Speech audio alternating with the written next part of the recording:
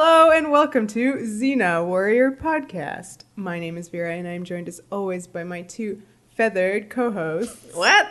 Katie. Hi. And Livy. Hi. Today we're talking about two episodes. 302, Been There, Done That. And 303, The Dirty Half Dozen. Or as I like to say, The Dirty Six.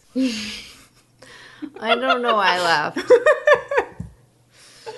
So without further ado, let us begin. 302, written by Hilary Bader and directed by Andrew Merrifield. These are two new names. These are new names. These are two new people to Xena, but they will both go on to write and or direct some very big episodes, mostly in this season. But this is... Oh, right. Well, technically, of course, this was produced for season 2. Been there, done that. It and The Furies from last week were both meant for season 2. However, here they are in season 3. Right. And so, do you have examples of their future I do. eps?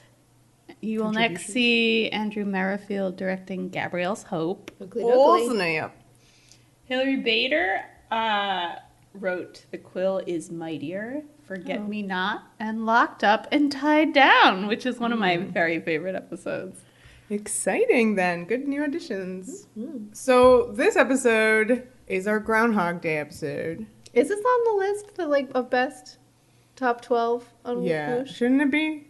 It has to be, right? What do you think? Is it on your list? I'm going to say it isn't, but No? let's see. It's not. Maybe it's not. Because they put the quest in there 12 times.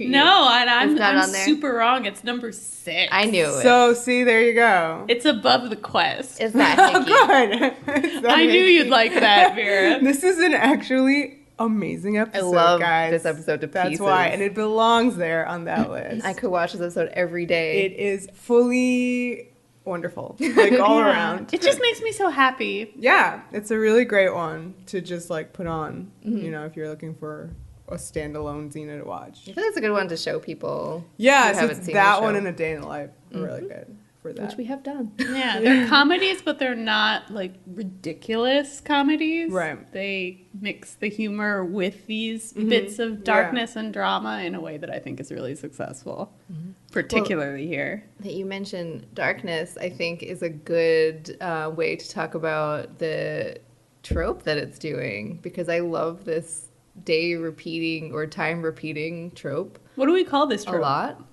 You know what? I think on TV tropes, it's actually called Groundhog Day loop, which goes hand in hand with just time loop in general.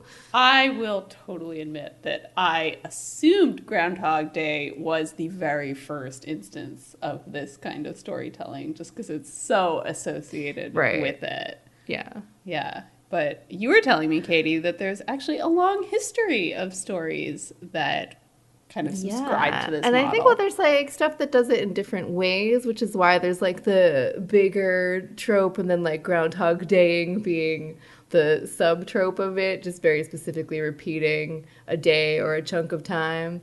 And I think like there were examples that go back to like stories in 1904. There was like this guy who I don't know the author, but this guy who like dreams his way through the same battle over and over again, according to the internets, which reminded me of Edge of Tomorrow, which is such a great recent example of this trope that I have to read this, whatever this is. Sounds great. Yeah, I don't know what it is.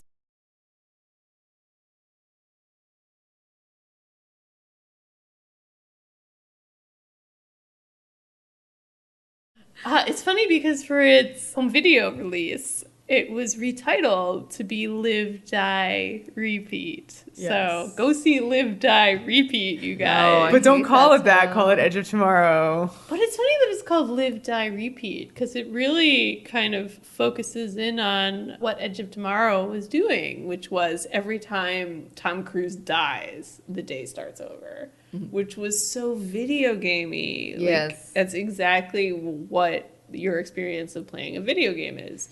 You play until you fuck up and you die, and then you play again. One aspect of it that reminded me of this episode is that he's trying to solve something in it, and he proceeds to die repeatedly because every single time he like gets either new information or like progresses Yes. further in his quest.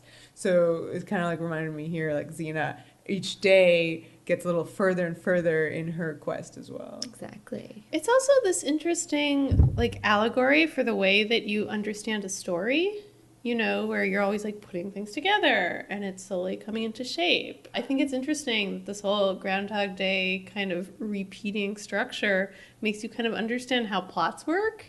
That you see the same plot over and over again and go like, oh, what's missing here? Like, what do I need to do? Like, what decision do I need to make? I feel like as somebody who does like try to come up with plots, this is exactly what I do in my brain. I like repeat it. I go through it and go like, what do I need to do here? How does this scene need to go so that it like works out? And each time it like gets a little further, but then like blows up, and you're like, oh no, what do I need to do?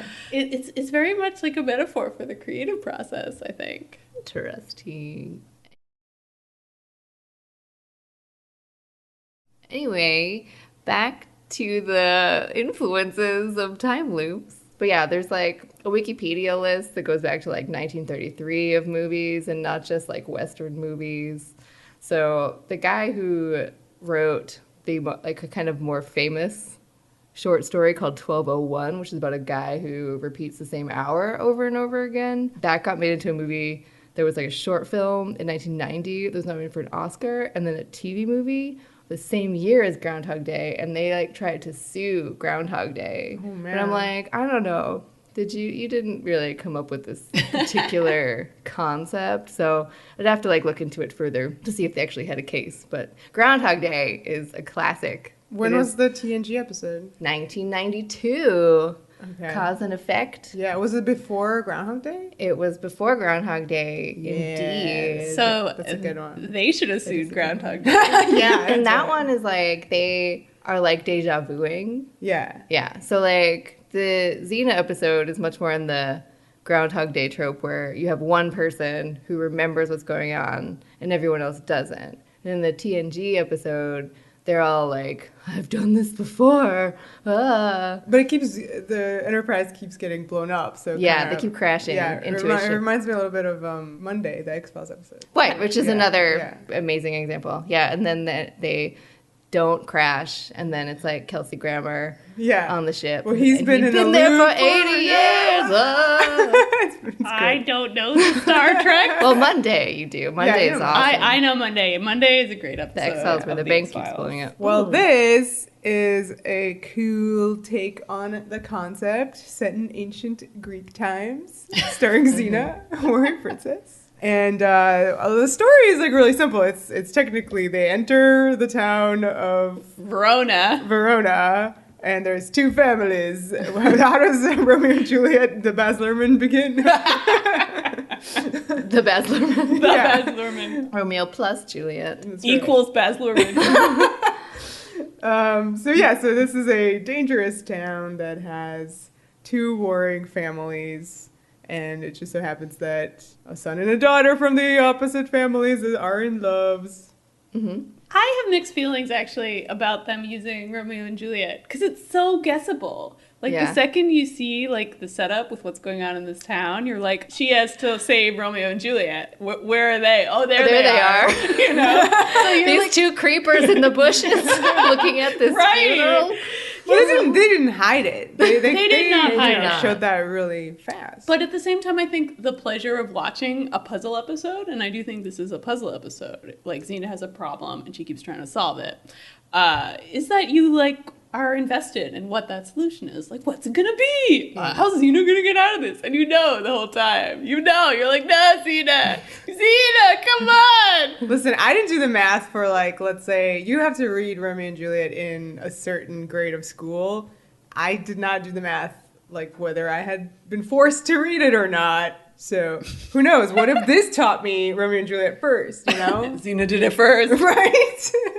I mean, I think you can enjoy it regardless. And I have a feeling they probably used a really familiar, well-known plot because everything else in this episode is kind of just, deliberately confusing. Yeah. And they wanted one thing to be simple, which is the actual plot you have to follow. Yeah, I think at a certain point I was sort of like, okay, like we know what's going to happen here. Just do it. But then Do you it had that already. really great moment where she arrived and like was too late. Like you didn't know how she was gonna solve it. Like you Yeah. could never predict how it actually happened. That's true. It's You pretty. know what I It's mean? pretty ridiculous. It's Who super could Pleasure amazing. is in watching her lose her mind Yeah. and figure it out, I suppose. Yeah, you're just on a journey with her. Yeah. This is like a stupid confession, I guess, but like I really didn't like I knew it was doing Romeo and Juliet, but I wasn't sure like what the fuck she was gonna have to do. Yeah, that's what I specifically. mean. Yeah, because like you can't really predict it. I don't. That's just Yeah. me being dumb. No, I Yeah, think it's but- just the strength of the script where you just can't really figure it out until she does it. So Verona here is established with our favorite matte painting of the castle from all the way from season 1, formerly known as Burger King's castle. They might have added like a rainbow. or Oh, they added a Something. sunrise to Yeah, it. it's like Yeah, really so they did pretty. a little work to it. Yeah, but we know it's the same castle. clearly the same castle. But it's not his actual kingdom, although it is weird that the actor who plays Burger King appears in this as that old man with the hat who cannot hear. How far he's fallen. I know, I Poor feel bad. Burger King. The sun rises, the rooster crows, and you have our gang waking up in a barn. Okay, immediately a question. Why are they sleeping in a barn? Why not? We know that they rough it and they don't like to pay for things. I mean, this is kind of news to me because I always had the sense that they always had enough money They to do, like yeah. live well when they're They in town. chose to They do go to the this. tavern. They probably have a nice place to sleep. But now we find out that they have to scrounge for goose eggs and sleep Yeah. in a bed of straw. And that's how they made the money for like the next episode when she throws the bag of money for them to go purchase things. That's right. So legally. maybe Xena's So- saving up She's- for yes, dirty half dozen. exactly. She's like, no, guys, you can't sleep in a bed. Gab is really happy, just completely drowned in that hay. It's totally fine for her. So Xena and Gabrielle wake up in this stable, and Joxer comes in with his rise and shine, everybody, which is going to be said a million times. It's like cue that it's the same day. Yeah, I feel like I have again. such an earworm of rise and shine. Yeah. Just hear it, rise and shine. And he has, his helmet is full of goose eggs, and then a horseshoe falls right in it, and like it splatters his face insanely. I feel like right off the bat, this episode is being particularly cruel to Joxer. Like everything, This seemed normal. he's being annoying with that rise and shine line, and then getting eggs in the face. That It's seems like a gross. normal thing that would happen in every episode. But I feel like something about the way Xena's behaving, like, you know, extra annoyed, extra aggressive. Just This is really... just the first time. I though. know, This is that's normal. That's why it's funny. Yeah, she's not happy with him at the beginning of this episode. Well, Gabs which is is about not- to be ironic and sad. No, not yet. Gabs is not a morning person. She grumpily refuses to shine. I'll rise, but I Yeah. refuse to shine. Yeah, they have to set up all these things in these types of plots because they have to be very recognizable in order for you to realize the day's gonna repeat. Yeah. Oh. So they go off into this town, which is just a powder keg. No matter how they come in here, violence is gonna go down. So the first time we see it, what happens, guys? Uh-oh. A brawl starts going in the square. And by the way, the two houses, the House of Manos and House of Lycos, are color-coded, so it's really easy to tell who's who. That's good, because otherwise... I mean, I don't quite know who is who. Who would you but know they how to hate? Still don't know. They are color-coded. There's greens versus purples. And that's all we get. And so these two guys, you know, start fighting. And also their swords are like the... Foils? the Romeo and Juliet. That's how you know you're in a Shakespeare episode for some reason. So these guys start fighting because somebody ran over this old guy with a cart, and it's like from the other house. And Joxer interferes, you know, trying to stop it because he's very nice and he should try to stop it, I guess. He says, "What's in a name?" Which immediately, if you haven't guessed, you should be able to. This is Romeo and Juliet. Well, they end up stabbing him and he is dead. Whoops. The slow turn reveal of his wound is really Awesome. effective. I love that shot. Because he just stands there For while a Gabrielle long comes up. ass Yeah, a long time. Like almost like horror film creepiness. Like you expect him to turn around and like not have a face or something. But when he turns around and you just see like the really dark blood on his hand, yeah. it's disturbing. Yeah, and of course, we don't know that this is a day repeating itself episode unless it was probably given away in the promo that maybe you saw. Whatever. You're not supposed to know that that's going to happen. So, oh no, Joxer is dead. Yeah. Whoops. Yeah, which is why I was harping on the fact that he's treated pretty badly at the beginning of this episode, because then you suddenly have his shocking murder. Yeah, but also this is very much a realistic portrayal of technically how it should be with Joxer in every episode. He should always Because be he getting does killed. something and he's immediately killed. Well, they 'Cause, do reference it. Yeah. And he is In a second. very annoying, and he's always around people with pointy weapons. Yeah. So He's quite lovable in this episode, though. he is. Even- This is a good outing for Yeah. Joxer. Gabrielle is very shocked and upset. Right. And Xena is just kind of like, welp. And this is, again, she does not know the day's going to repeat. No. It is- Yeah. I thought that her reaction was amazing. I really did. She I think it's consistent so far with how she's been acting around Joxer. It's very consistent. She's kind of like tolerates him, you know? He's And not her fave. she looks sad Yeah. on behalf of Yes, Gab. right. She's like, I feel bad for you, Gab. Yes, exactly. But they do the whole thing, you know, they do the funeral pyre and she sings. Sings. Yeah. Yeah. My favorite line right at the beginning of this scene when Gabrielle's like, I shouldn't have sent him after those goose Oh, eggs," yeah. or something. It's just like it's so good in tone because it's very upsetting right Yeah, now. they but treat it it's still very a little seriously. funny. Like they treat the deaths very seriously. I think that's really cool. yeah, Yeah, that was the right absolutely. choice, I Yeah, think. yeah. Yeah, because I mean, they are deaths. Yeah. Like, this is actually happening to the characters, Yeah. even if it's within this weird conceit. I couldn't help but notice that when Gabrielle has that line, I shouldn't have sent him after those goose eggs, it's shot the exact same way as her big, I swear, vengeance Yeah. over Perdiccas's Yes, it funeral. It's the same shot with, like, she's lit by the bonfire, she's in profile. Yep. I had a traumatic flashback. I was like, no, Gabs! Vengeance is wrong! I think another reason this episode is, what did you say, 6 on the 6? wish list? Is it's a great one for the subtext, which at the end of this scene ends with them cuddling Yeah. on the ground by their campfire. They hilariously Zena exit comforting her. frame. Yeah, though. they do, because it's just like time. Like we can rest now. No, you can do it. Like and she like And then they like just go plop down. slowly Gabrielle's down. like, I don't think I can go to sleep, and Zena's like, sure you can. And it's just like, "Fwurp." But it's some good stuff. It is Yeah. some good stuff. Lucy Lawless does a really good thing with her eyebrows in it. Very good. And it's my favorite thing where Gabrielle kind of like wraps herself around her leathered torso, and it's just so perfectly like the shape is just Yeah, so they do. They're wrappable tall, and small. They fit. Oh, it's good stuff. Are, Anyway. are funeral snuggles the most romantic kind of snuggles? Perhaps. great on this show. Yeah. And then the rooster crows. All right. And Xena wakes up in the stable. So yeah, so now we're in repeating land. Yeah. Xena takes, a beat and realizes things are weird after the same things start happening. But I love that she, here in the first repeat, before she loses her mind over this business, she's really happy. Yeah, she's Joxer grateful. Yeah, Wow. she's really cute with him. I loved her like kind of like play boxing with him. That Yeah. was really great. She gives him a clearly. noogie. Yeah, well, all this stuff is there's a million like improvs in this episode, and that's amazing too. Yeah.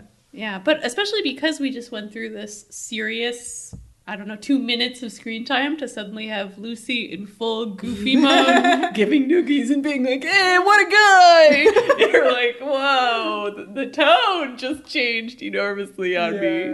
But I think it works really well here, in part because you have this repeating structure. They can change the tone on a dime, Yeah. and it fits. It doesn't feel weird at all. And when Xena does that tone shifting stuff right, it is like all cylinders the best thing that it can do. Yeah, so good. So they go back into the town square and they're doing the day. She is explaining to them that it's repeating. So this time she's like, okay, he can't go into the town square. Like, Gabrielle go into the alley, and a new brawl starts in the alley. Xena sees that it started happening. She went to stop the first one, and then flips right into that alley to stop this one. She kind of killed a guy. Via flipping into Yes! I knew those flips would bite her in the ass someday. She does not need to flip into every scene.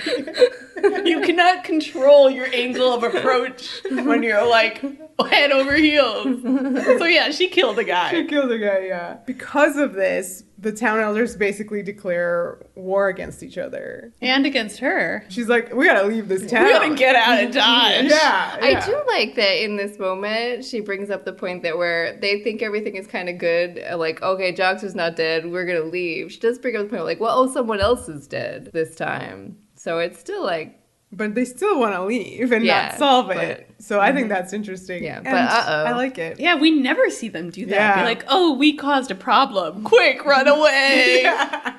So they go back into the stables and, oh no! Argo is dead. Xena is so much more shaken up over this. Devastated. I mean, yeah. And it's, again, very much in character. Her eyebrows just like curl upward like sad little worms. But it's all good. We're in a time loop, you guys. But even before it loops again, you have the funeral for Argo. Yeah. You It have wasn't quite like a Well, no, fire they're just a or campfire, singing. yeah, You don't know what she did. Argo went to be glue. no. You went to a nice farm in the countryside, okay? But I really love that moment where Joxer tries to console her at the campfire. Where he kind of apologizes by saying like, oh, well, you saved my life, but in exchange, like, you lost Argo. Like, he appreciates what a sacrifice that is for her. So, nice moment for Joxer. He actually kind of gets emotions for a change. The rooster crows, they wake up, and, I mean, obviously Argo's there, yay! The shot that reveals this is very funny. The camera pan snaps from Xena to Argo and back, and Xena's face is just like this like childlike smile. She's just like, very happy. yay! Yeah. And when the stable kid starts talking, she can quote him this time. And it's neat to see Gabrielle kind of watching Xena do this, like, and trying to understand her behavior. Like, Gabrielle's trying to be on top of this, like a good friend. Yeah. She's like, I can tell Xena's acting strangely, but I can't quite figure out the source of the issue. Yeah, this isn't really, like, a great episode for Gabrielle, I would say. Like, in part because she forgets every 5 minutes what the plot is. Yeah. But like these moments where you kind of get a glimpse of like how she's reacting to all of this I think are really revealing and fun. And it's not like Xena goes through like a Groundhog Day like journey. Although at the end she is all about life. So maybe she does a little bit. Yeah, I mean, is that a problem with the episode? Would you rather she have learned some kind of Bill Murray philosophical life lesson? What's it? Nietzsche. What? A Nietzsche? What? She could have learned a Nietzsche. She could have just read some Nietzsche. Eternal Return or whatever the hell. Oh no. I don't know. And French? Doesn't he Actually, learn French? that's not what it is because it's like she wouldn't know that she was repeating things if it was that eternal return concept stuff of repeating your whole life. Forget it. Anyway. I don't know Nietzsche, man, or Groundhog Day. I don't either. I'm just saying. But that's why Groundhog Day is such a classic. Yeah. I mean, it's neat in that you understand why the character has to undergo this thing. And it feels very human, right? We all wish we could go back and, like, do certain things over. And he gets that chance until he actually is, like, a good person. Yeah. Xena already is a good person. So she doesn't need to learn any life lessons. She just needs to read Romeo and Juliet. Olivia, the show is over. Yay! This is the finale. It's done. So what I like about, like, these things is when the pace starts picking up. Once they go outside, Joxer's like, well, why don't we suggest that we're against both houses? Then they'll team up against us and it'll, like, fix the day. Because the enemy of my enemy is my friend. I like his line. I know lots of people who've bonded over their hatred of me. Yeah. Which feels like a wink towards the fandom. Oh, of course it is. Of course it is. Lots of bonding happening out there. And Xena is like, no, because the best way to stop a fight is before it starts. So she must save Casca from being run over by the Right. cart. She's putting these pieces together. Yeah. She needs to because that's stop like this. what the first Yeah. brawl is about, because he gets run over by the cart. So Xena does just that. She goes and she saves this guy Casca, and in the process finds out that he's deaf and cannot hear the cart. And he's even still though- mad at the cart. Yeah, and even though like everybody was like warning him, like hilarious shot of these ladies being like, Casca, watch I love that out." shot. Oh my God. However, the day does not stop repeating, and she's really frustrated at this point. I love all the scenes when they're coming out of the like hallway there, and Xena's like really stressed out and trying to explain to them how many times she's repeated the day. But she's already beginning to give up, which Yeah. I think is funny. That at first she's so careful. She wants to make sure Gabrielle really understands it. And by the third rotation, she's just like, whatever, the day's repeating. Don't worry about it. So this one in particular that we're up to is like the best because number one, Joxer does his "Go to Sleep" Xena song, which is constantly stuck in my head having watched this episode. Better than Joxer And the Mighty. then the infamous "Is that a hickey?" towards Xena's "I don't have any Bakai bites." A great moment for the subtext, mostly due to Renee doing this thing with her fingers and looking away. But she does that with her fingers throughout. It's like her thinking fingers on her face. Like it's These not the are only not time she thinking does fingers, it. though. These ones are not. She likes what I do. Those are guilty fingers. But I mean, but also the day's been repeating Fingers so don't many give you hickeys. times, you guys, that like, you know, in this consequence-free land, like perhaps Xena picked up someone in the tavern. What? What are you doing? Why are you How ruining this? dare you? That was on Whoosh. She would never. No way. And why No, would Gabrielle no. look guilty? I'm Because she just killed saying. him. This is things that people could say. I think Xena needed some consoling after Argo died. That's I all. agree. Yeah. Yeah. Anyway. That's a good theory. Where's that fic? Yeah. That hickey's from Gabrielle. And it was an ad lib by But- Lucy, and all credit to her. Wow. She doesn't even say the line. She does not, but she came up with it. That is fabulous. I'm sure Renee came up with that reaction. Well, yeah. So in order to prevent all the previous deaths from the previous iterations, Xena is like, go, Gabrielle, take Joxer to safety, just go. So Gabrielle chooses to go into the alley. And I love that Zena's like, not the alley. Yeah, she knows the alley's bad. Had Yeah. to go there. So now we have dramatic Gabrielle death, which Yeah. is another highlight of the episode. If you're me, You're a Right. terrible person. I'm so awful. I love the drums. Consequence-free drums, especially, is extra fun. So this is interesting because this is far enough that Xena knows the day repeats, but it's still Gabrielle dead, so she's slightly nervous. Yeah, Yeah. she's uncomfortable. It's kind Yeah. of an interesting emotional reaction. Like, she's obviously not happy about it. She's not exactly upset and sad. She's just sort of like, oh, I don't like Yeah. it. Well, I'm always like, she should just go to bed immediately right now. Just fall asleep right there. Just like drug herself, go to sleep, and wake up.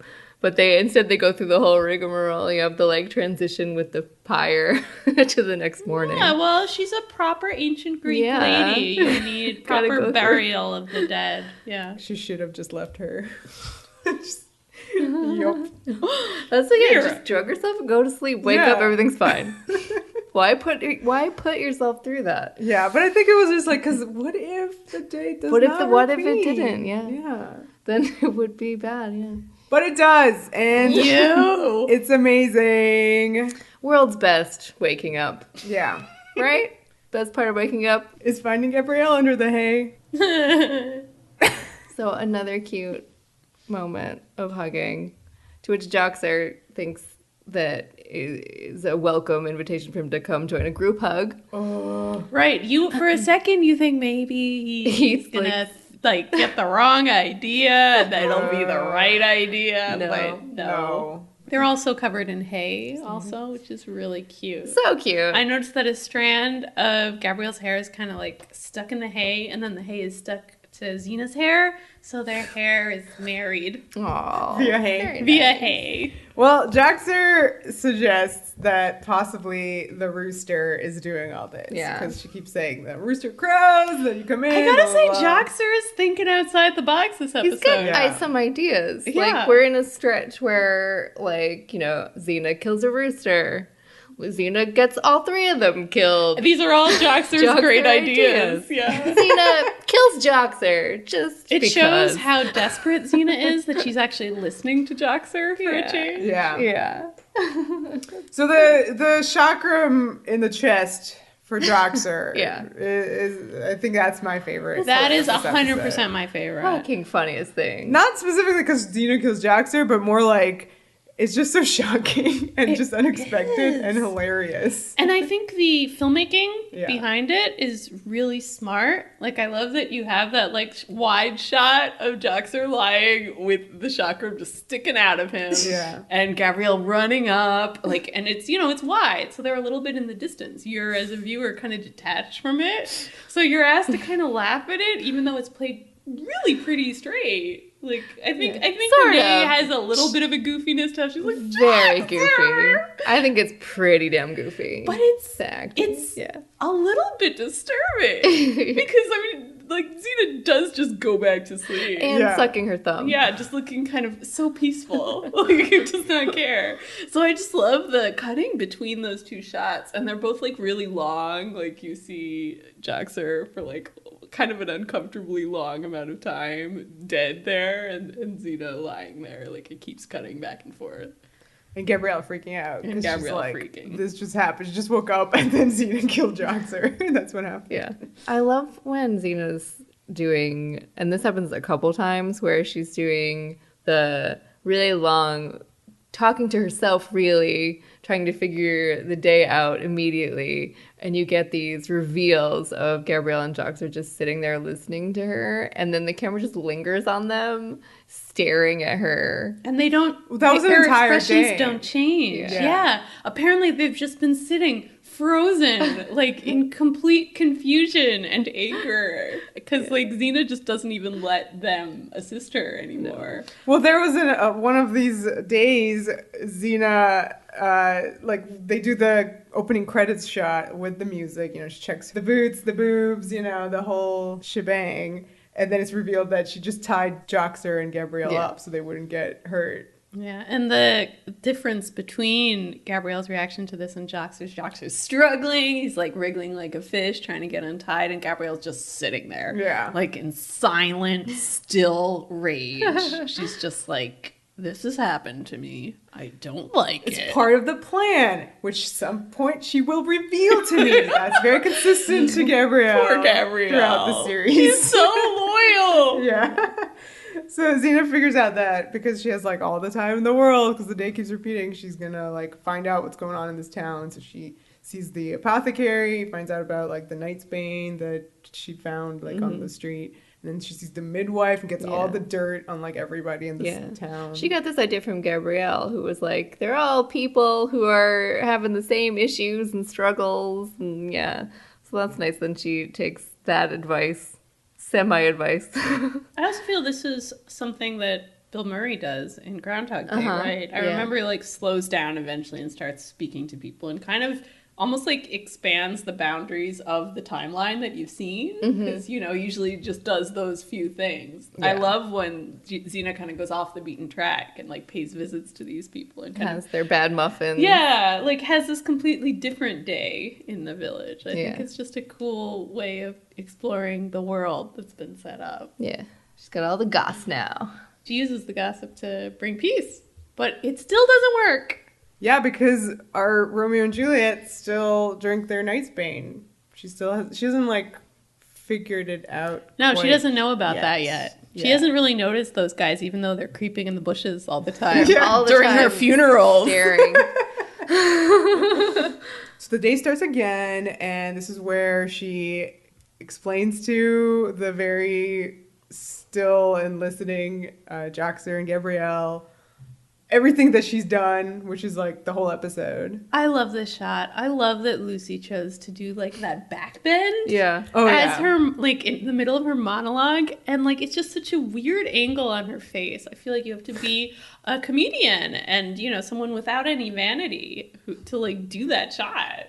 Like, it's very athletic and awesome, but she also looks really strange and kind of alien.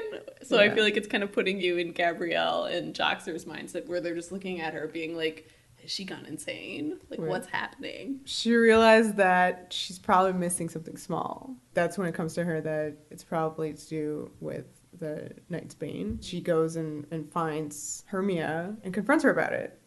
But Hermia starts crying. And that's when our Romeo comes and reveals that he knows exactly what's going on. And he's an asshole who could have, like, stopped this ages ago by going up to Xena and being like, I think you can help me. No, he says he was waiting for Hercules or at least Sinbad. Yeah. What an ass. She should not have saved his girlfriend for him. That dude deserves it. Also, why did he wait to tell her they were eloping? Why did he do that? Yeah. He's like emotionally torturing Juliet, and I disapprove. So Romeo started this whole thing by asking Cupid, or like wishing that the day would never stop because she drank this Knight's Bane and would die in the morning. So Cupid granted this wish, and this is why the day is repeating, which I think is a really cool explanation for this. Yeah, it's very romantic, Yeah. you know? Tomorrow will never come. Like, that is exactly what this is created, but in a ridiculous way. That leads to a lot of comedy. As you mentioned, he's waiting for a hero to kind of save the day. He's like, Xena, you'll never be able to get everything done in order to save the situation. And I like how she's kind of like, challenge accepted. She's like, today's going to be a very busy day. Oh, Today is going to be a very busy day tomorrow. yes. Yes. But I love how he's like, you'll never be able to run fast enough to save her. And I was like, she'll flip. Don't worry. So I did not guess correctly what her solution to this problem would be. Well, I mean, she tries. I mean, there was an entire day where she did does try attempt to to do it run, and is yeah. too late. I thought that was really cool. Then she figures out because she can't run. Or flip. She can't flip fast Can't enough flip, she can't either. run fast enough. So, because this thing happens with the girl drinking the Knight's Bane immediately, like pretty early in the day. So she has to just get up and do this thing. And I think that the measuring of the chakram angles during that huge fight is so funny. I just want to point out that Xena clearly also invented Euclidean geometry. Yeah. So chalk that up to another thing Xena did first. Yeah. Gabrielle doing a lot of good fighting. I love that, especially because, like I said, I feel sort of bad for Gabrielle this episode because she's kind of left out from the plot just by nature of the mechanics of how this plot works.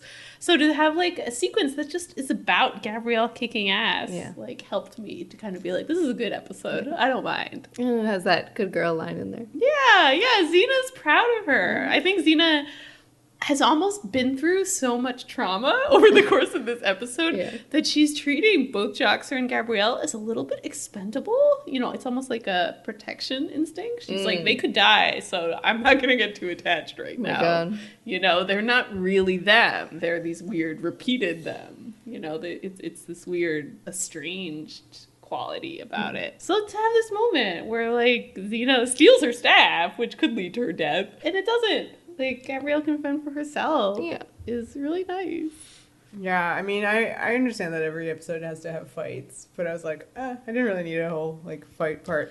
But it was funny. It was, like, really funny. I mean, it is really weird right here because, you know, technically they've been fighting through the entire episode, so you as a viewer can't help but kind of look at this climax fight and being like, this is the same fight. We've seen this fight. But it's like the whole town gets destroyed, basically. And I love that shot, that wide shot at the end of the fight where everybody is just passed out. Like, passed out in the courtyard, passed out lying across the statue shot full of arrows, which I thought was a nice touch.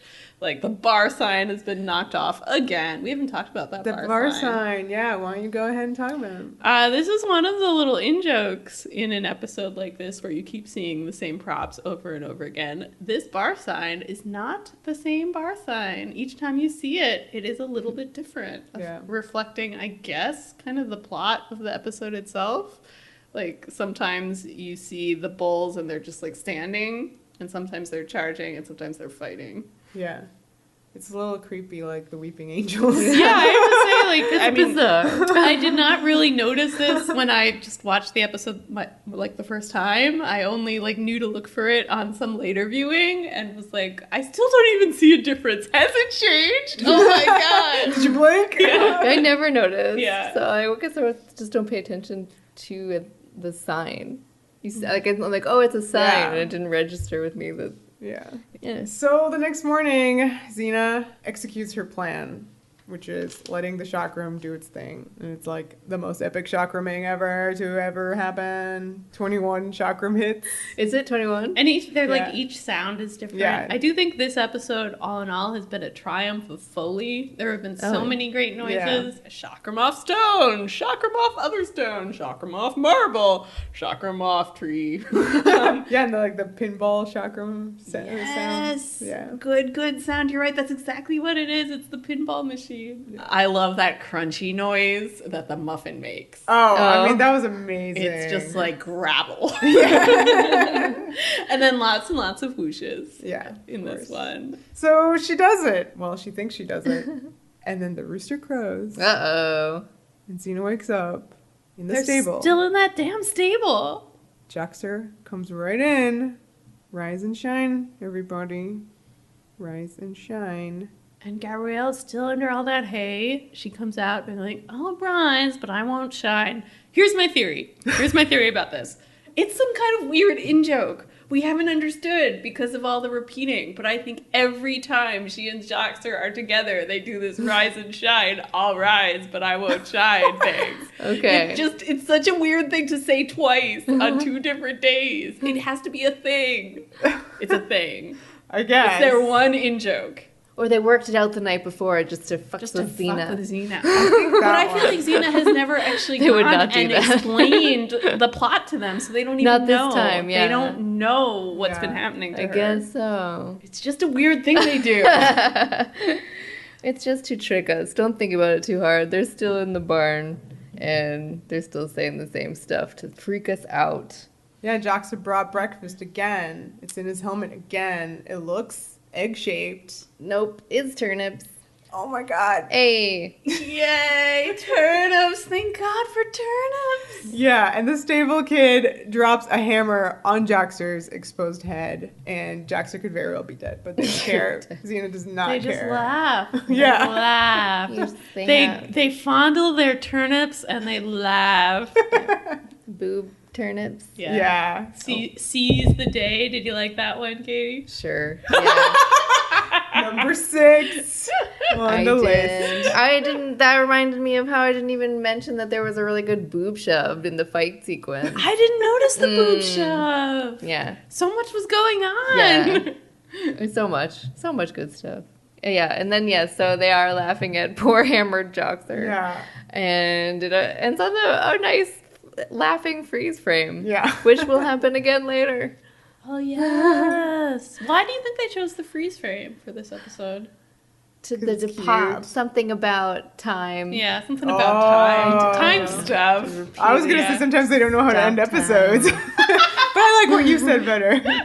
You know, she's all about like life and living life, and you never know. Live in the moment. Exactly. This one screen cap forever. So Now, that yeah, moment now she's specifically, stuck in a screen grab. that's a good one. I like it. All right. So yeah, I definitely would say this episode for sure belongs in a top 10. Oh, yeah. It is I love it. So solid. And I think using the Groundhog Day model is very perfect for Zena because she's an anti-hero and this is a show where people get murdered. So I feel like using this plot that has the potential to go to these really dark places and that allow Xena herself to go to what is kind of a darkly comic place. Darkly like, comic, she yeah. just killed Joxer because she's annoyed with him, and generally treats the people around her as dispendable. Like She does that yeah. plan Yeah. full well knowing that they're probably all going to get killed Yeah. in the town square. I'm so including glad you herself. mentioned how Xena kills people, because now we can move on to the next episode where she Hey. kills a lot of people. All right. Oh boy. Okay. All right, on to 303, the Dirty Six. Is that like SEAL Team 6? The Dirty Six, yeah, it's the new SEAL Team 6. Written by Steve Sears and directed by Rick Jacobson. Rick Jacobson is a new name. But he's a very familiar name if you have watched any Spartacus. Or Power Rangers. He's a big Ren Pix guy. This is his first Xena, but his next Xena is going to be, can you guess? No. Sacrifice Part 2. Oh my Oh god. So he's immediately getting some plum assignments, and he directed a lot one episodes He and did. some bad ones, Oh, okay. Yeah. including this one. Oh! All right. So, what happened here? We don't know. I mean, I think we do kind of know. We know. We know what happened.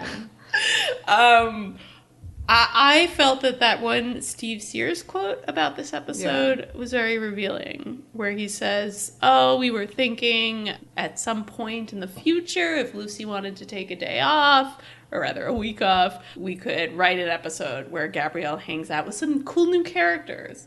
So I feel like if you go into an episode with like the mandate of, I'm going to invent some cool new characters that everyone will love and want to see more of in future episodes, that's not actually a good way of inventing cool new characters. You don't actually have an idea of like what those cool characters are. They just need to Right. be cool. And how dare they take breaks? I mean, honestly, I always thought it was weird as like a concept, because they're like, in case, Lucy ever needs a break. I'm like, dude, you guys just went through a season where you had to like scramble and create so many crazy things because like she literally needed to go on a break. Like stop wishing for her going on and breaks. I think because of that experience, Steve Sears felt he should invent some stuff so that if something like that ever happened he took again, it upon himself to Yeah, do it. I mean, I totally get where he's coming from here, and it's not a bad thought, but the real truth of the matter is that if you want to create like a memorable character, it just happens. It's organic. You have the right casting, you have the right plot. Like, you could bring back Meleager. Like, his episodes are great. Oh, Landon, he'll be with That's just an idea. Or how about Cyrene? I mean, Yeah, that's the Xena thing. has secondary characters who are interesting already, and they're there. They're waiting in the wings. I think this idea that you can somehow just go in and like, I don't have an idea for one, but like I'm gonna make one. Yeah. That's tricky. That's just a lot of pressure to put on yourself, and it doesn't necessarily lead to good work. I Or think this episode could have been about Ares, who's here all the time It's in true. this episode, but in like completely uninteresting way. And he has a amazing new beard situation. 90s facial hair. I feel like he drew that beard on with a permanent marker. Oh my god. It's got all these swirls. And not yet. I feel like the swirls have yet to come. No, I think it they're gets not. worse. It They're gets even worse. more swirly I than think this. so. Good Lord. But I was gonna say that this episode reminds me of like a bad fanfic in which most of the characters there are your like original characters instead of like the ones you're there for the fic. It felt forced a lot of the time. I feel like I would have maybe been okay with it if it were the Dirty Four. The Dirty Two, Xena and Gabrielle, and they're muddy. The dirtiest couple. They're so dirty. But if he had just introduced Darnell and I guess Glafira, that at least, you could have spent a lot of more time on those characters. We would have found out more about their backstory and what they're like, and maybe they would have been memorable. But as it is, like, you not only have Darnell and Glafira, you also have Monlick and Wolsom. Watson. I actually liked Wolsom the best. I liked him best, I think, because he was introduced to us first and had his own little rescue scene. So I was like, he's the most important one. I better pay attention to him.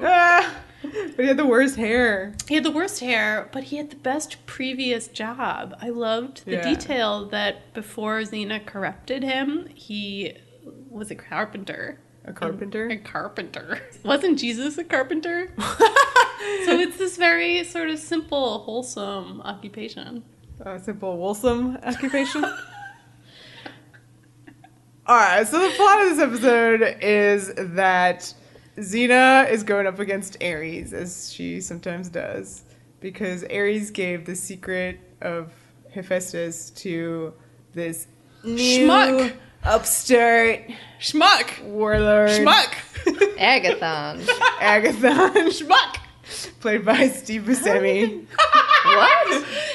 I was thinking it's like Steve Buscemi if he were cast as the lead in Bill and Ted's Excellent Adventure. Yeah, Interesting. I believe it. Yeah. Interesting. And is blonde. Anyway, I have no idea what Ares sees in this guy. They have the same beard. This is a very unfortunate character. Oh man, he is like maybe the worst. Who's worse, Taurus or him? Or Taurus, Agathon? because he's related to Xena. Yes. This just shows weird judgment on Ares' part. Yeah. Which we know he has. I mean, sure, yeah. Out of all the guys he's tried so far to be his number one instead of Xena, like Xena replacements, like this one is like, oh man, he really didn't try hard with this guy at all. Like, No. And there was that diss about Callisto that he threw out one time. I was just so mad at this guy. Yeah, it's weird. This guy his honesty is somehow held up as Yeah. being impressive and reminding Ares of Xena because he just tells truth to power. And I'm like, no, he's just a little asshole. Like, he's not pointing out anything that insightful. He's just like, I'm better than all these other people. That's not truth to power. That's called being a braggart. Yeah, and he's completely dumb and is ready to like go march on Athens like tomorrow, and that's clearly a bad idea. I don't know. This guy can't do an American accent and is He does trying. not. No, he's not trying. Oh, he's not even trying. No. I thought he was trying. Oh, I don't know. Because his lines are so surfer dude. So, I mean, Yeah. I don't know. Like, there's just such a disconnect with what's happening So here. bad. I think that the most interesting stuff about this episode is not really the episode itself, just like season 3 intrigue regarding this episode, plus the actual introduction of some great season 3 things, including number 1, the best thing to happen in this episode, maybe The Lukes. the lewks. Oh, right. Because this is our first episode that was actually a season 3 episode. However, maybe not the first that was shot for season 3. This was shot so late, you guys. So late. And Olivia, tell us how late. Okay, so I'm going to do this without spoilers as much as I can. Sure. But this episode was supposed to air pretty damn deep into the run for season 3. It was supposed to air sometime after Gabrielle's Hope. Yeah. Somewhere in the Quill is Mightier area of the season. And there are kind of references to Yeah. that in here. Yeah, there kind of are. I think there were some Steve Sears quotes that were like talking about how it was unfortunate that the episode had to move or something based on the network and airing stuff, but I would disagree. I think that this is good where it is. I would wish that maybe it just wasn't. Just Generally, wasn't there. Just anywhere. It's just not the best. But the stuff that they do talk about Xena and Gabrielle in the episode is probably the best parts of the episode, where Gabrielle is talking to Xena about what would she be like if she had met Xena earlier, when Xena was still in her warlord phase, and would she be like the dirty or is she who she is meant to be, or is she who Xena has made her? It's the nature versus nurture debate. Which is interesting to consider that this was supposed to be later in the season, but I think it's much better just kind of having these wistful, overt questions floating out there. I wonder, like, apropos of nothing, am I a good person? Yeah. Yeah, Gabs, why would you ask? Well, now you make it sound... She says that all the time, though. She makes Zena tell her that she's awesome You all the just time. made it sound like it was better later, but I actually think that it does not make any sense later. But I think it's perfect here. It goes hand in hand with the conversation they had in The Price. And it's, again, like a pedestal that Xena puts Gabrielle on, which is important. This seems very important. Yeah, if you didn't know that this was airing out of order, the fact that Xena really hits that beat so hard, like, no, you are nature. Like, you were born good. Probably if Gabrielle had met Warlord Xena, she would have been like, oh, you're the worst person. I'm standing up to you. The same way she stood up to that slave driver who worked for Draco. That's who Gabrielle is. Yeah. Like, that's who she would be. I think that's a really important thing to set up right now, which is that Xena thinks Gabrielle is incorruptible. Mm-hmm. Interesting. You talk about it. Hell yeah. Enough of these season 3 themes. We have moved on to the mini bilious green sports bra, which has no sleeves whatsoever. It is straight up a sports bra. It no longer has the cross-stitchy pattern, like, design. It's got, like, beads. Oh, I didn't notice that. But yeah, it's got no sleeves whatsoever, and it's shorter. It's a lot shorter. Quite the sports bra.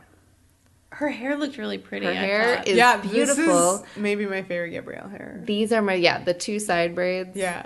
Actually, our Twitter banner is from this episode. Oh man! So how can we erase it then from the canon? We can't. I was just gonna say we're obligated to say nice things about it now. It gave us our Twitter banner. We just did. She has nice hair in her hair looks so fabulous. I also think her makeup was a little sort of more party fun. I feel like she was going to they're throwing a party. There was some glitter in it. Also, the episode looks a lot high quality. Like, could this switch the film? Could this be where they traded cameras? Yeah, I kind of thought it happened maybe somewhere in the middle of season 2, but it definitely is noticeable. Not that the first 2 of the season looked bad. Yeah. I just think that, like, something particular was, it looked very warm. I don't know, the colors were mean the, like, glowing red firelight from the big fight? It just always looked good out in the billowing smoke. That was the one nice thing about that scene. Anyway. So let's just quickly talk about these, like, dirty 4 that they pick up. The dirty 4. I love how we're slowly, like, degrading because 2 of these half dozen are Xena and Gabrielle. So... Right, they're not dirty. What are you trying to imply? I didn't title it this way. Ask Steven. So we already mentioned there's, like, Wallison, there's Monlick, there's Darnell, and then there's Glafira. So one of these guys, like, dies real fast. It is Monlick, so we don't even have to talk about him. Wallison ended up kind of double-crossing them. And that's interesting. That's maybe why I kind of like him the most. Because, like, he's a believable guy. Or he's a bad dude now. And he continues to be bad. Because, you know, he didn't want to be, like, set free and do good. Like, that's what Xena offered. She offers it, and it's so... I don't know. I feel like she never actually gives them an incentive for why they should do this. Like, why should they redeem themselves? She just says, like, you're going to do this with me. Mm-hmm. It doesn't make sense to me that all of these hardened career criminals would just be like, okay. Yeah. Well, he was going to get executed. So, like, he kind of... I mean, obviously they go along with it to save their skins, but I don't see how Xena's actually selling redemption to them. Like, even thinking back to the ridiculous program she had for Draco in Comedy of Errors, she sold that hard. And she tried to explain, like, her own journey. Like, she was a salesman for redemption in a way that was convincing to me, even if it didn't convince Draco. Here, I feel like she just doesn't even bother. She's just like, you're gonna do this because it's the right thing. Okay, here we go. It's true. And she's just like, look, you're hanging out with me. Don't you just want to be like this? So, like, it turns out that Darnell and Glafira really do turn themselves around. And I just didn't buy it at the end. I was like, shouldn't you just go back to your slave driving empire and whatever Darnell does? Gladiatorial. He's just a gladiator. He's not even a bad guy. villains. Yeah. Oh, right. Yeah. She trained to be a gladiator. Yeah. Where is that prequel? Where is Gods of the Arena, Xena style? Yep. So Darnell is played by Charles Majeur. He is back, and he is the most beautiful centaur in this episode. Oh my goodness. He definitely Has centaur hair. has centaur hair and beard, but like in a really good way, and I totally dig it. I'll throw you a bone here, Steve. He could have come back. No! Charles Majeur is Charles Majeur comes he back. comes back in other roles, but I think he of these four actually has some charisma, kind of fits the part, does something with it. I guess I liked Darnell, even though I rolled my eyes at a lot of his actual lines. I think the problem with Darnell and Glaphyra is that they were just like extreme opposites, but like in a really annoying way. Like they're men are from Mars, women are from Venus, like come to life. Their conversations to me read like talking points. Like, here's what I believe. This, and this. Yeah, well, where I come from, I believe this, and this, and this. I hate you.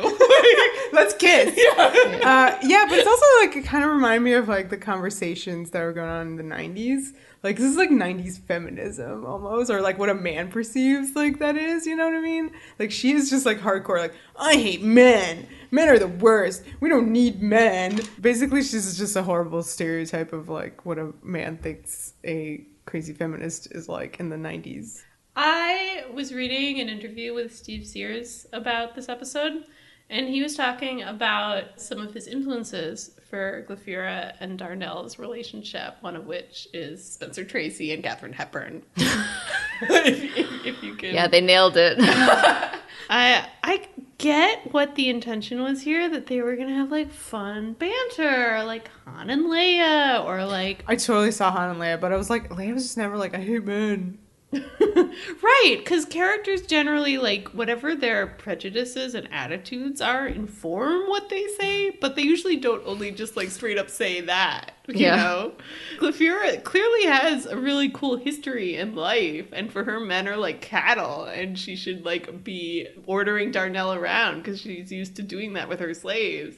Like, the fact that she's just like, this is how I see men, is the problem. But she got scorned by a man so hard that she proceeded to lead a life of like being a slaver, but only of men. That's really intense. It could have been a cool character sketch. Like, I would like to see a female slave driver. Like, what does that look like? I don't think it looks like this. Sure. But I'd be curious about it. But yeah, I totally agree with you, Vera, that there's just something very dated about this picture of what male-female relations are like. And I think even the fact that Steve Sears used Spencer and Tracy, you know what I mean, as a touch point, like, that, you know, those are movies made in the 40s and 50s. Like, things have changed since then. I don't know. The way this is framed in the episode is really odd. As if she doesn't actually have a proper grievance against men. As if this isn't, like, a horrible, violent, patriarchal society that probably has abused her. She's angry at that one guy who dumped her. I'm telling you, that's, like, the point of it. And Darnell kind of, like, talked about that, you know? He, like, pegged her immediately. You, Katie, said that it kind of reminded you of Gone with the Wind. Well, it's that dynamic. There's that whole thing where they do, like, make out, or he kisses her in the episode, right? And it's just sort of that dynamic where you have your Rhett Butler being like, you know, you need a good kiss. Like, and I'll fix you. Like, that'll fix you. You'll love me, a man now. Yeah, I did find it frustrating that at first Darnell and Glaphyra are presented as sort of both having weird pictures of kind of the opposite sex, but what it actually turns out to be is just like Glaphyra has a problem and needs to be fixed. Yeah. And I mean, I feel like he amped up his game just because, like, as a reaction to hers. Although the scene where she kind of like licks his fingers was like really, I was like, is this a family show? That was like, so also, crazy. How dirty are his hands? She's licking them so much. I mean, we know they're dirty. Yeah, they're dirty four. He's the dirty one. Oh no. That lasted for like what felt like a good 17 It minutes. honestly was like a little bit pornographic. I was really A little bit? I was like really surprised the censors let that one through. 1.2 Glafira, I do like that several times like Darnell would make really gross comments, let's say about Gabrielle. She would stand up for her, and like there was a nice little like team of ladies in this one. I really love the visual when it seems like Darnell has betrayed them along with Walsum, and you have the three women in the cave. cell, and the men outside it. I love that there was sort of this like feminine world enclosed and kind of under assault. Yeah, that just made me think of a thing I read on the internets about a shot, I guess, that I did not see, where in the fight at the end, Gabrielle and what's her name? Glafira. Yes. Are like holding hands before they run. And like a subtext group was talking about it for quite a while. Oh no, there's smoke. I don't can't know. see. Yeah, something like that. Must grab the hand I of the didn't see woman it. nearest to me. I like that. That's great. Yeah, it was like a big the quote was like a cause to stir in the subtext group. Well, the episode goes out of its way for you to connect Gabrielle and Glafira, because Gabrielle's sort of thinking herself into Glafira's shoes. Like, I could have been this person. Which is interesting, right? And I think I agree with the whoosh comment that was like, she would not have gone or been interested. So no.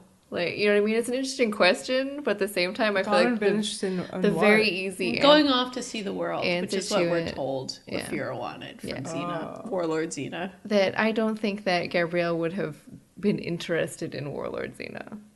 Yeah. She would go off and see the world with a hero. Yeah. She's an amateur bard. She's ingested all of these stories about, you know, the great and the good. She's not going to go off with a warlord. Yeah. Like, that is not the hero of Gabrielle's story. I get where Gabrielle is coming from, where she's like, oh, you know, these are just regular people. She calls them real people, which I thought was interesting, that for her, good people are real people and bad people are like, I guess, people from a story or something. It was just a strange choice of words. I feel like this is part of Gabrielle's empathy, is she like has to see herself in these people. That's like part of her trouble. She doesn't get how awesome she is because she's surrounded by crappy people who she empathizes with. I still can't believe this was supposed to be later in the season. Well, like, I was wondering if almost they cut it together with particular takes Renee did that maybe left out some of the subtext that there would be in these moments where she wonders about, like, you know, am I the person you made me? Am I a good person? I think there's a way of delivering those lines that would have maybe intimated some things to the audience. We haven't talked about Ares very much. What do you guys think of him this episode? Besides his beard. Yeah. This is not a good outing for Ares. Very poor judgment in choice of recruits. Weird game show sound effects. Yes, those were strange. I saw that Whoosh likened it to Aladdin, like the genie from Aladdin. no. And yeah, it felt straight up cartoon. So weird. And it was just that one time. It's like he knew as he was doing it that it like did not quite work. But I think that sound happens twice, no? Yeah. Yeah, But I mean, he in the just one does scene. that one kind of fourth wall breaking thing and then is like, I'm going to stop doing those. No thanks. Yeah, I don't know. I love Aries. I know Vera likes being Aries. silent because So these are my opinions about Aries. this is a episode that's like, I don't know, not very threatening, not very interesting in terms of. I mean, like, it's threatening what in he's the trying sense to that what he does is threatening. He gives like the power of Hephaestus to this dude who creates this armor which nothing can break. They look terrible, armor. like the armor design. Yeah, it looked really Power Rangers. Yeah, and it like you could see that it wasn't heavy at all. You know, no disrespect to Power Ranger. Yeah. So we talked a bit about that tableau of the three ladies in the jail whom Darnell has betrayed. It's all part of some grand scheme. Darnell's actually on their side, and he's just pretending to betray them. Whatever. Then you just get into the castle. It's actually kind of brilliant. Okay, but they've done this before. I feel like this is Zena's favorite thing. To get captured? Oh, because of the Black Wolf. Yeah. Yeah. Actually, when she's kind of like crawling through the pipe to get into the castle. It looked like Sisyphus's trashy castle. That's probably the set. But like, she also chakrammed a dude just like how she killed Joxer in the previous episode. Like right in the chest, and he's very much dead. Look, if you throw a chakram at a dude, it's gonna bury itself in his chest. Yeah. That's just how it works. It was like kind of bloody. I was very impressed because, they just took it out. You said Zena kills a lot of people this episode. In the end fight, where it's like, our guys versus all the Agathon men in the armor and whatnot. She kills so many people. Her kill count is 75 after this episode. Whoa! It's a fair fight, I guess, because they're wearing this impregnable medal of Hephaestus, and Xena is Xena. Yeah. So she just can now kill a bunch of dudes. Yeah, and I guess we could talk about like her, ultimate showdown with Agathon, which involved a staring contest. It's funny because, it's built up the way these showdowns with Xena and Ares' new favorite are always built up. But Agathon is just such a complete pipsqueak compared to Xena that this fight is actually over really, really quickly. Yeah, well, it comes down to his Hephaestus forged weird boomerang chakram that he created for himself versus her real chakram.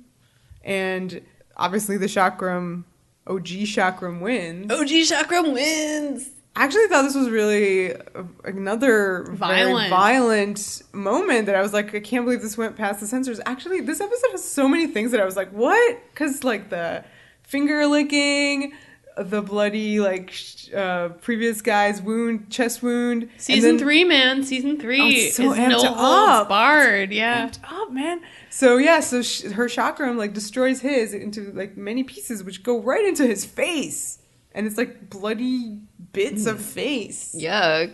And that's how he dies. Yeah, that's crazy. Yeah. That is maybe the most violent thing that's ever happened on Xena. Oh my god, I think so far. And as we mentioned previously, this showdown is shot very nicely with a lot of beautiful red light and billowing steam. Oh yeah, there's some good slow-mo.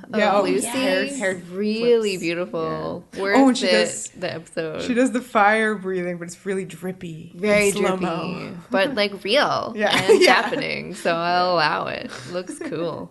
The action in this episode is pretty damn good considering its problems. But also it's what's exploding? It's all just very they cover the furnace. Yes. Right. They throw all the weapons in that explodes. So they basically have a furnace explosion, destroys his castle and all the armor. Yes. Yeah. But the actual explosion shot is really a glorious shot. You have a composited effect where you have the castle on fire, and meanwhile you have a shot of our actors running out of it, and it looks real. They were running kind of on the side of it or in front of it sideways, and it was actually really funny to look at. I would have just preferred a blown up castle. To my eye, it looked really good. I totally believe they were escaping a castle on fire. It was good stuff. So then Darnell and Glaphyra ride off into the sunset. They're good now, and they're in love. And everybody kind of gives knowing glances at each other yeah, those two are in love. Because those two are definitely going to come back in episodes. They talked once. And then Xena has an answer to Gabrielle's question from before. Does. And while they're posing for our Twitter banner, they're talking about this, and Xena's answer is that nobody made you who you are. It was already there. The question is, who would I be without you? That's the question. Who would she be without Cass? Who would she be? She'd be dead. We already explained this. Vera is so matter of fact about this. I love that as they're kind of very sweetly walking away from the camera down the little hill, Gabrielle acknowledges the fact that at the beginning of the show, that Xena's already like on her like path of goodness. You know, she wasn't, you know, she didn't just meet Gabrielle and Gabrielle changed everything. I do like that comes up from Gabrielle. It's like, no, you would be how you are, kind of, because you were already changing from her perspective. Yeah, I think the Amphipolis townspeople would have stoned her to death as well. Maybe. 2 times. Yeah. Yeah, I mean, there was a lot of bad pilot. stuff Yeah. happening to Xena when Gabrielle intervened. Yeah. But I'm glad. I'm with you, Katie. I think also because later in the show, I think those protests disappear. People often point to Gabrielle as, oh, you're the secret to Xena's goodness, to Xena's redemption. And I think that's so reductive. Like, I think Xena would have achieved something, even if it was just her own death. Like, she saved people. She saved that baby on Hercules. Mm-hmm. Like, she had figured some of this out. She was learning to listen to herself, which is her lesson for Glyphera. Don't blame your problems on men. Learn to listen to yourself. Ooh, you're hitting on like a thing that reminds me of the first Amazons episode that had the very kind of like what we called problematic at the time thought process that Steve Sears wanted to like put in there. That we gave the world to men. No, that's That not one? it. No, that we should be like thinking about ourselves instead of blaming others for, you know, You know, issues. I don't think it's a bad sentiment. I do think there's something to it, but it does discount the fact that that power is imbalanced, that we don't live in a world in which everybody is equal, and that forgiveness is great, but don't you have to address these power imbalances first before you can get to forgiveness? I think what by he I mean Steve Sears is implying here is that Glyphera should ask herself why that guy broke up with her. This is specifically in the episode. This is specifically Or in your head. What he was saying about the lines from the Amazon episode, where his example literally was about a breakup, and that the people should ask themselves what the problem is instead of like blaming it on the other person who broke up with them. I mean, it's interesting because we're going into a season that is about assigning blame and working through that and learning how to live with yourself. That is actually kind of the overall character journey of the season. So I feel like the sentiment is a nice one.